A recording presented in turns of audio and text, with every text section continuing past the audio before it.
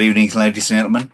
Welcome to Metal Talk, and a big welcome to Mr. Toby Jepson. Good to see you, Hello sir. there. Well, great to see you too. Nice to be here. So exciting times, and extraordinary times, possibly for Yeah, everyone.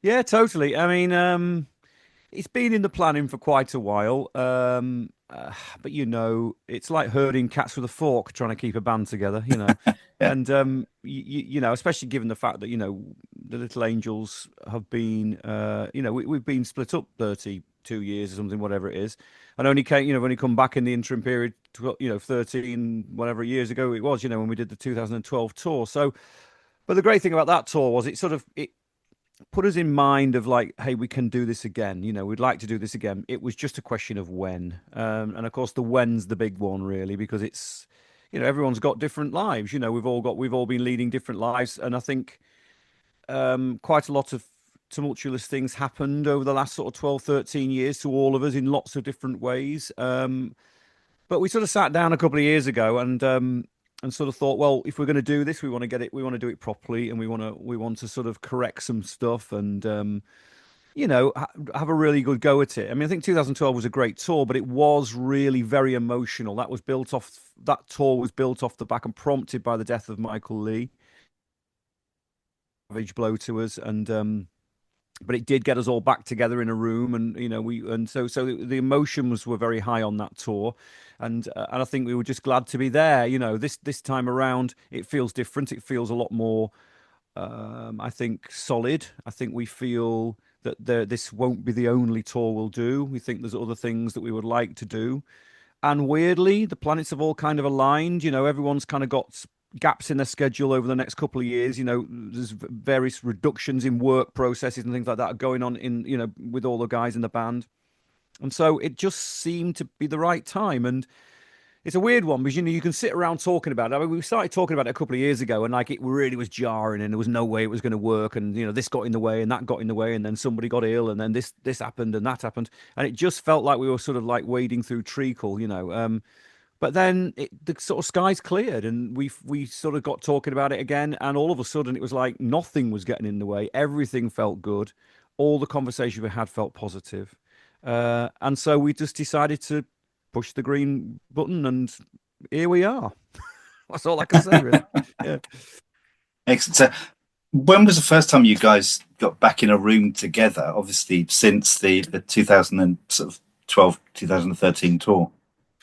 Well, we've our lives have intersected quite a lot over those years. We're very firm friends. I mean, Mark Plunkett spends quite a lot of time in Thailand. He splits his time between Thailand and the UK, so he's away most of the winter. Lucky person, and so I haven't seen an awful lot of Mark, but I've kept in touch with Mark via Zoom and all the rest of it. See a lot of Jim because Jim lives very close to me down here in the southwest, and so we see a lot of each other socially. Mark Richardson and me, we've worked on a couple of projects where Mark's played drums on a couple of things I've done, specifically a couple of film project things I was working on. And Bruce and me, again, we sort of see each other when we do, and it's all really good. So we haven't actually been in a room to play with play as a band yet at all. So that's what we're planning at the moment. We've got our rehearsal schedules building now, and we're sort of again, it's just like trying to manage. I don't know. It's like trying to juggle treacle. You're trying to kind of get those moments where, like, because Mark Rich is still in Skunk and Nancy, of course. Yeah. I've got film projects that I'm working on which are coming to fruition. So we're trying to make that all work. But I mean, again, amazingly, we've managed to do it. We've got four or five big chunks through the year where we can go and have a couple of weeks where we're going to be together and we'll be rehearsing. And we're determined to put a bomb ass show together for this tour. Um, and really deliver on the promise of what Little Angels used to be in lots of ways, but bringing it into now. So yeah, we've got a lot of plans for the live show. Because obviously Bruce lives up in the Shetland Islands now, doesn't he? He does. So he's gone from Brighton. I think it was Brighton, wasn't he? Right Yeah, up to there. yeah, So totally. the He's logistics of got doing it all. the craziest commute of all time, but no, what it comes down to is how willing you are to do these things, and I think we all relish and cherish, actually is the word, cherish the relationship we have with our fans. I mean, I think anyone that was a Little Angels fan back in the day when we were at our height knows how much the fans meant to us, and that relationship that we built over so many years. It was furious, and it was completely and utterly committed. And I think they honour us. What I've realised over the last week or so, watching breathlessly as the ticket sales went up and up and up, and we had to keep adding shows, and it was they the fans honoured us with their presence. That's the way I look at it. It's not the other way around. The reality is if it wasn't for the fans, we wouldn't be here, and we have such a loyal following, and it hasn't waned one iota. That's the astounding thing. All those people that were there at the Jammed on Demand tour, that were buying those records back in the day, that came to our shows, they're still there. They still want to take part. They still relish it. They still think about our music as something very important to their lives. It has not diminished, and that is the greatest accolade I think we could ever sort of have. And we want to do right by them. I mean, we all said, I was chatting to Bruce today actually, and we were sort of saying, how we feel so connected to our audience that we want to do the greatest show for them they've ever seen. That's the way we Yeah, feel yeah, about it. And yeah. it's whether other people outside of the cordon who don't like the band, I don't really care what they think. What I care about is the people that care about us, and that's it's apparent that there's plenty of them. I think there is that overwhelming love and connection, isn't there, between the fans and yourselves, as you've said. And as you say, the response, I know you've been blown away, haven't you? All of you have been blown away by the response to the tour being announced. I mean, genuinely so as well. I mean, you don't go into these things lightly. I mean, Little Angels left on a high. We always say it's a bit of a sort of cliche now about our history, but we finished at the highest point. We literally did a number one album into the Royal Albert Hall, 7,500 tickets, whatever it was, and we were gone. And so there's a kind of strange poetry to that, kind of a sort of mystery to it all. Which has sort of been built, the mythology has been built through that since then, and it's kind of grown and grown and grown, I think, and and we want to hold on to that. We want to make sure that that is maintained, that the levels of which people remember us are, we don't want to dip below that. So trying to put those tours, trying to put a tour together that reflects what the legacy is and where it could go, and the fact that we are men in our 50s now. We're not 25-year-old kids. It's going to be strange singing too much too young, but maybe actually probably probably makes more sense now. Yeah. But it's and so putting the tour together is difficult. But and we work with some really great. We work with the Academy Group, which obviously is a Live Nation company, and the great Andy Coppins in our corner. And Andy's been, he's part of the organisation and the management of this project, and he will be for a while, because Andy's been a great mate of ours. And these are really high caliber people, and they understand the audience, they understand what it takes to put a great tour together, and it's not easy. I mean, I know that we sort of held our breath when we announced the tour, because there was some big holes in the touring schedule, because you've got to get a venue that's available. You've got to make sure that it works in the routing. It's really complicated putting a major tour together at this kind of level. So we sort of held our breath, and of course there was the inevitable "Why aren't you playing in my backyard?" style event comments. But I'm not one that sort of makes a fuss about that, because I understand that. I really do. When I was a kid living in Scarborough and Thin Lizzy came to Scarborough, I couldn't believe it. It was like, I mean, I couldn't go, actually, weirdly, because I was too young. But the very fact that it even turned up was an astounding thing, And Status Quo used to come every year to Scarborough, and it used to make me feel, oh, they haven't forgotten us. So I totally get it. But unfortunately, these days, it's very complicated to make tours work. It's extremely expensive to tour. And so we have to balance all that stuff against, where do we go? Who are we going to disappoint? Because you're going to disappoint somebody. And so I think this last week has just been, honestly, man, I couldn't believe it. When we announced the tickets, we were like, okay, we've got 9 months to sell these tickets. I'll be really, really chuffed if we do 80% of everything. Do you know what I mean? It'd be really, really great. That's what where I was aiming for personally. But the tickets flew out. I mean, I got a phone call halfway through Friday, and it's like, London's gone. I'm like, what? It's sold out. I'm like, I genuinely thought they were joking. I was like, come on, no. What? Yeah, we're gonna have to put the other one on sale, because we Andy Coppin, to in his massive wisdom, had put on the forum on hold for the day after, just in case. And I was like, well, I don't think we're going to need that. With the greatest will in the world, I'd just be really happy to sell out the Shepherd's Bush. But I was jaw on the floor, and to this day, we've sold. I think we're almost. I wouldn't say halfway sold in the forum, but it's getting there. You know what I mean? So it's just astounding, and I don't know what to say about it. I just think there must be something about the band, something about that era of music that is now becoming more relevant than ever before. I think people are going back and listening to the music and regarding it differently. And I also think, because there's an awful lot of bands that are no longer playing, Aerosmith, you think about White Snake, lots of other bands are coming to the ends of their careers. Maybe this is our time. Maybe we can come back and do plenty of stuff, and I hope we can. I genuinely do. I think similarly to Thunder, what Little Angels really had, which was what a lot of your peers maybe didn't have, was some really, really great songwriting. And for me, and I'm not just blowing smoke up your ass, I genuinely mean that. I think that the stuff that people loved when they were young, and they responded to it a different way. As you get older, as you mentioned, too much too young, there's a different resonance, Mm, possibly, when they listen to those lyrics now of some of the songs, and they've been through those experiences. Whereas maybe when they're younger, they loved mm, the music for what it was, mm, but now they've lived a life. Some of those experiences keyed in, and it's mm. maybe sort of affected in different ways, and that's the longevity of really great songs. And I think you guys had that.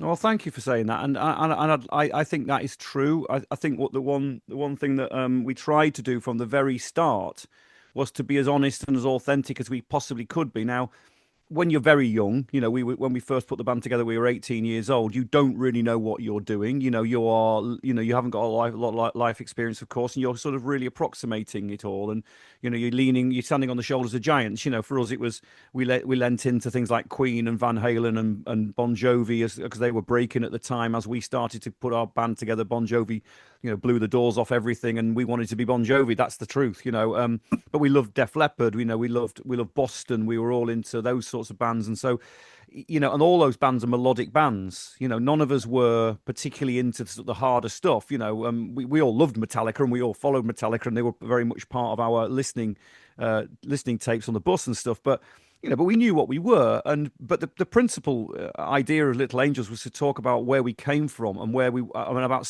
escaping a small town, and how you can take on the world, and how anything's possible. That's why I wrote all those lyrics are mine. I wrote every single lyric in the band and most of the melodies and a lot of the songs. But it was all prompted by our collective experience. How Mm. we dealt with going on the road as young people, especially from a town like Scarborough, which is cut off in the northeast of England.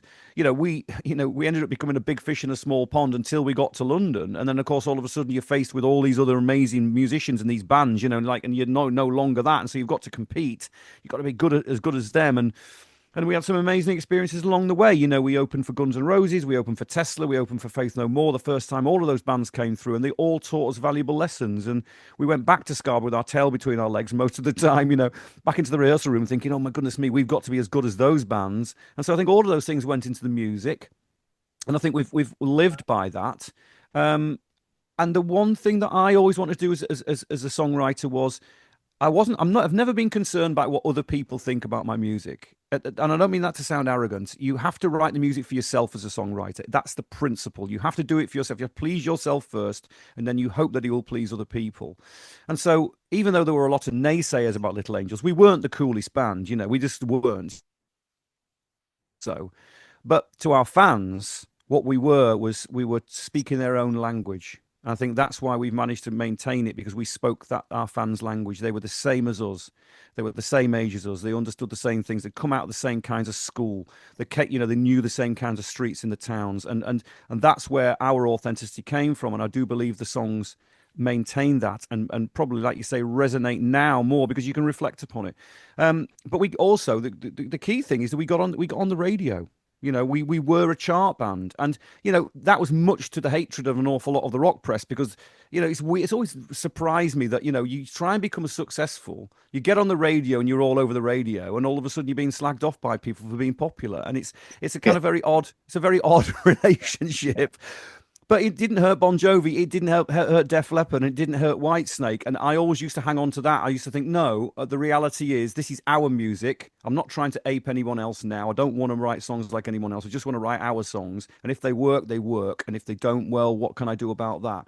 And I think we all sort of felt that. And so we sort of stood out in our own little world. It was sort of like a little island, really. And I genuinely think that's the reason why we're sort of people remember it and want to take part in it again because it stands for something in a way. And I do think that era, I do think the Thunder, Almighty, Gun, Us, Dogs D'Amour, Skin, all those bands, it was a kind of movement. I mean, it was, there was I've heard it being called Brit rock, these days. Oh, it was the Brit rock period.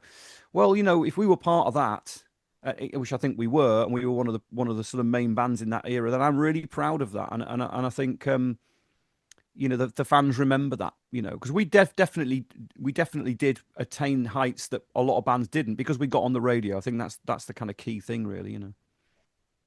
The stage, but I guess that the perception from the press turning on you, it's that whole sort of thing that gatekeepers, they want you to be. People want you to be their band, like fans. They want you to have that sort of, that we knew them from the beginning, but now they're too big and everything, and it's daft. It doesn't really encourage the scene. But you pushed through, and you had the success, and I think it really inspired other people. There's a great, I'm sure you've heard of them. This House We Built, another band from Scarborough. Yeah. And I was talking to Scott the other week, and he names, he really got inspired by coming along to a Little Angels gig. Yeah, which all is these years amazing. ago. It was amazing to hear, and and I think that's true, and I think every generation is inspired by the previous generation, etc. And that's a great thing to hear. I've heard that from a few bands, and I can definitely hear a sort of an element of what we were trying to do in a number of bands today. Because the fact of the matter is, a lot of those people that are in those bands, as we know, and have probably got a Little Angels record in there, and we became part of, we were amongst the Def Leppards, amongst the Bon Jovis, amongst all those bands, so that it was just yet another record, and I think I kind of forget that sometimes, we were amongst all of that stuff, so it's great to hear that. Yeah, you know what? Listen, it was a different time back then. The print media and everything that surrounded the way that a band was kind of promoted is so so entirely different from what it is now. I enjoy the freedom of the way that the press works now, and the fact that fans can create their own sort of whether it be a podcast or whether it's just a kind of fan site or a Facebook group or anything, and so they're not concerned with the sort of minutiae of what it means to promote. They just love the band and they love the music and they want to talk about it, and that's so powerful. It really is people power, and great sort of websites and webzines have grown out of that, and I think that's where we're at. The print media and the big corporations no longer have a stranglehold over everyone and tell you what you got to listen to. You mentioned sort of Status Quo coming to Scarborough just now, and obviously you mentioned about the reunion tour, sort of 2013, 2013. So yeah, sort of around that era.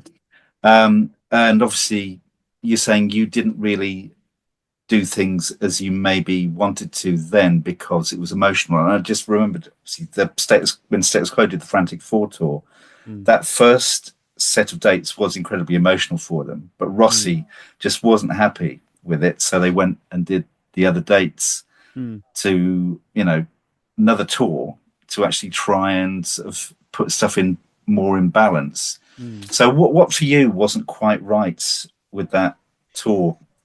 Well, I mean, for a start, we didn't have Mark Richardson playing the drums because Mark was involved with Skunk Anansie and had a prior arrangement with that. So we used Dominic from Reef, who was wonderful. I mean, Dom was a great guy to have in the band, but he wasn't the drummer that we would normally have used. And so there was a sort of it was a bit strange going on stage with this, totally different player. So that was a bit of a jar. As much as we loved Dom, we massively Yeah. appreciate him stepping in. It was great, but it wasn't Mark, and it wasn't that. Mark's got a very certain muscularity to the way he plays, as did Michael Mm. Lee. We've always chosen drummers that were utter powerhouses. And I think obviously, there's been a bit of sort of argy-bargy online about us calling this the original lineup, which, and rather than calling it the classic lineup. And I think that does hold some water, and I think that's true to a degree. But Mark for us was one of the original members because he made he made a record with us, he toured with us, etc. And it's kind of like part of the family, really. I mean, poor old Michael Lee, there's no, we can't even like that can't even be leveled at us really. But I think it was more to do with the fact that the focus on it was getting back in each other's lives and readdressing what it meant and how the songs were going to transfer, and how were we going to deal with that. And so for me, I mean, I can only talk for myself, but I have discussed it with Bruce and Jim, and I think we have our own versions of it. But my version of it was, I was just so glad to be on that stage with those lads. I just felt so privileged to be there with them, and so thankful that we were back in each other's lives. And so the focus wasn't on, let's get the set perfect, let's make something really unusual, let's try looking at this, let's try looking at that, let's do this song over here that we've never done before. None of that was even in the mix. It was more about just getting through the gigs and just happy to be there and reconnecting with people and making a statement that we were able to still to play this and still play these songs. So that was the inference. And so it wasn't a case we did anything wrong. It was more a question of how it felt. But this time around, because we've done that, we've already done that, we've cleared that bit away. It feels a lot more solid. It feels like the old days. I mean, it really does. When we launched the tour last week, it completely put me back into those times when we were talking to Mike Judy at ITB and the promoters, we were MCP and all these guys, about anticipating ticket sales for the latest tour on the latest album. It felt like that. 2012 didn't feel like that to me. 2012 felt to me like, okay, let's go and have a go. Let's see what happens, and let's just do the best job we can, and let's do a greatest hits package and just remind people of who we are. This isn't that. This is something a lot deeper, a lot more layered, a lot more, I think, dynamic, and a lot more future based. Yeah. That's going to be great. I can't wait to see. Obviously, I've seen you everywhere, from obviously like Milton Keynes Bowl and Wembley Stadium through to the Oval Rock House in Norwich, which was probably the sweatiest gig I've ever been to. It Remember it was well. rammed in there. That was an insane night. Yeah. So really looking forward to everything back on the road. See, there was a little bit of an issue. I think Norwich UEA leaked early that there was going to be the gig, obviously last year, and it started causing the ball to Yeah. roll, and possibly, I'm not saying it forced your hand. I'm sure someone got a bit of a Well, I mean, it was a wrist, weird but one because in a strange way, it sort of did us a little bit of a favor, but we genuinely did not engineer that. It was just somebody, I think one of the sort of the promoters rep or whoever it was in the office, because it was it's obviously an ENTS department because it's a university. yeah. I think someone just kind of got a little bit joyful and decided to say something, and we'd obviously put an embargo on it, and we were like trying to close it down, but of course those things leak out, and of course it sends Chinese whispers, but there's nothing we could do about it, and because half the problem is we were, for a number of reasons, and we were careful. We wanted to be very careful. We didn't say something that wasn't going to come true. That's the main reality to it. There was a chance that the dates would have to be moved and we'd have to change things around for a number of reasons, but we decided to stick at them. And so it was just a bit of a, oh no, what are we going to do? But actually, it did us a little bit of a favour because it got rumour mill spinning, and there we Yeah, go. yeah. That buzz started, which is sort of exciting for everyone. Yeah, Really. totally. Yeah. So obviously the tour starts and you're playing in Glasgow. That's the opening night, isn't it? Glasgow, a Yeah, hell of a place to play, because we know the Glasgow fans are so fanatical. Um, absolutely. Yeah. how are you going to feel? Oh goodness me, that is the I don't know, that's the $64,000 question, isn't it? Well, it's the biggest venue we'll ever have played in Glasgow, ever in our career. We always used to play Barrowlands, which is slightly less capacity than the Academy. It's an old cinema, fantastic old building. I've played there a couple of times with Gun. I played there when I was in Gun, and I also played there when Wayward Sons opened for Steel Panther. It's a fantastic venue. It's a barn of a place. It's enormous, but when it's rocking, when it's full and it's pumping, my goodness me, it is one of those shows, where the roof just goes up. So I'm really looking forward to it. As ever, if you don't feel nervous, then you're in the wrong job. You've Yeah. got to feel a bit nervous. You have to feel that adrenaline pumping, and it's for me, it's all about preparation. It's all about knowing what we're doing. I'm a big one for rehearsals. I'm a big one for the detail. We've got a fantastic lighting director that we're involving, a young lad I've worked with before. He's wonderful. We've got a brilliant front of house guy, Jez Walton, who we've worked with. Me and Bruce have worked with a number of times. So our front house team are impeccable. And as are the stage team. So it's all about that stuff for me. It's knowing that we're a finely oiled machine, and if we go through the rehearsals correctly, which we will do, what you have to say to yourself is when you go in front of an audience like that, when you're in front of 2,500 people all expecting you to be as good as you ever were, you've got to just hold your breath and just do the job. You can't pretend. You can't all of a sudden like do rehearsals and then, oh my God, we're now on stage. It doesn't work like that. You've just kind of got to do the gig like you've done at the rehearsal, and that's it. And then it builds its own atmosphere as you go along. The great thing is that we're all very experienced. And I haven't stopped doing gigs, and I haven't stopped playing Little Angels songs ever since the band split up, frankly. So as far as I'm concerned, I know all the words off by Pat. And it's just, I think it will be an extraordinary feeling. I mean, Glasgow's always a special place to play. We've played a lot in Glasgow over the years, and it's just got one of those, just like all of the gigs have. But Scotland and Glasgow specifically, is a real rock and roll town, and so I'm as ever whenever we go there, especially opening the tour there, brilliant. It's going to be. I'm sure it'll be just an incredible night for everyone. For the fans and particularly for you guys. Hitting that stage and the euphoria that will doubtless sort of fill the place. So it's going to be great. And there's a lovely bit of symmetry, isn't there? Because obviously Luke Morley is the opener for the tour, and obviously you did a solo opener for Thunder in 2006 for their tour. So it's a nice Yeah, yeah. No, I mean, it looks great. I mean, of package. course, absolutely. I mean, when we were talking about having, who the special guest would be, Luke's name came up immediately, and we all felt that was the right thing to do. And we invited him, and he was obviously gracious enough to accept. I mean, we feel extremely privileged to have Luke on the tour. Luke's a giant in the rock business, and he's a wonderful chap, and we all get on with him great. So but he brings that legacy of Thunder, and of course, at the moment, because of Danny's recovering from his injuries and all the rest of it, who knows what's going to happen with Thunder?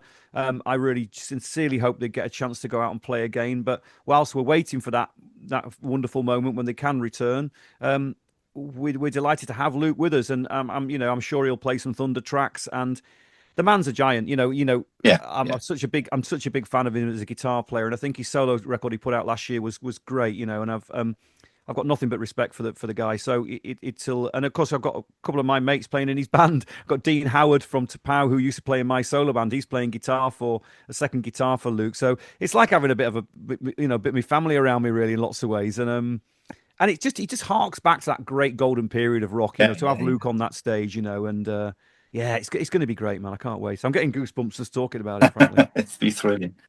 So obviously, it's you hinted, this isn't going to be one and done, is it? No. You're gonna, I presume, it's a bit too early to start sort of looking forward at the moment, but hopefully there'll be more to come. Yeah, there definitely will be more to come. We've I sort of made the point to the guys from my own point of view that I've got lots of other things going on. It isn't the end of Wayward Sons, for instance. I definitely want to keep Wayward Sons going. We will make another Wayward Sons album. I don't quite know when that will be, but Wayward Sons is very important to me. I mean, I've made 3 albums with Wayward Sons, made 3 albums with with Little Angels. So it's these things can all work in conjunction with each other. It doesn't have to be about one thing, and I think these days that's quite common. So, but Little Angels is extremely important. The very fact we can do this is exceptionally important to us all. And I sort of said to the guys, look, if we're going to do it, let's have if we're willing, why not think about the medium to long term as well? And everyone went, yeah, let's do that. And so we've been offered an all every festival in Europe under the sun.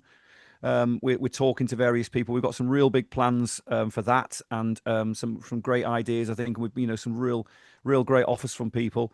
And yeah, I mean and that probably means new music at some point. Not certain when and how that's going to be. We've been discussing that, and but I'm trying to kind of keep that maybe not so obvious, and look at what that can be. Because I think the big problem you've got with this is that the three albums that we made with Little Angels to the fans are classics. That it's like they're untouchable. That it charts the course of the band from the Big Bad EP, as far as I'm concerned, from the Big Bad EP right through to the Jam album.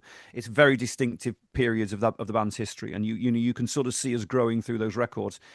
But we're not that band anymore. We're not 25 years old. We're not young men making those kinds of records, and so the question is, how do we preserve what Little Angels means to the audience, and how do we bring it into the now as Yeah. men in our 50s, and how do we hold that conversation? Because I don't write songs willy-nilly.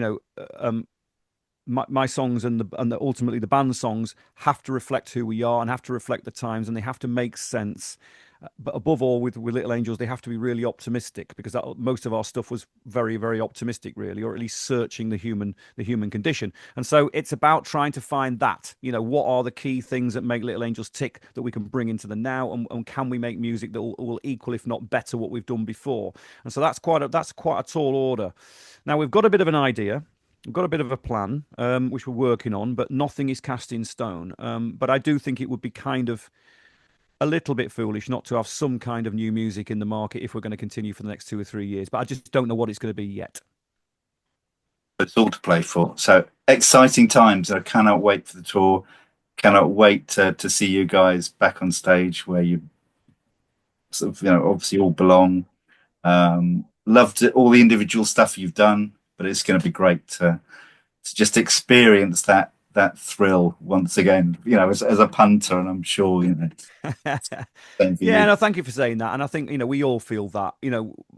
Just because it's been before doesn't mean to say it can't come again. And just because the body wearies, it doesn't mean to say the spirit is also weary. We're not, we feel completely excited about this. We feel like a bunch of teenagers again. So it's just a joy to even have the chance. And the very fact it's kicked off with such an aplomb, and like such a Yeah. kind of power with it all.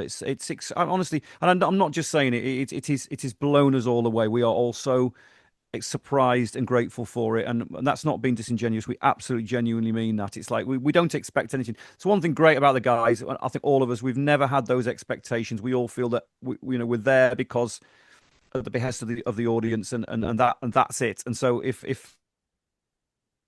the audience wasn't interested, then we would accept that. You know what I mean? It's a kind of, that's the relationship we have.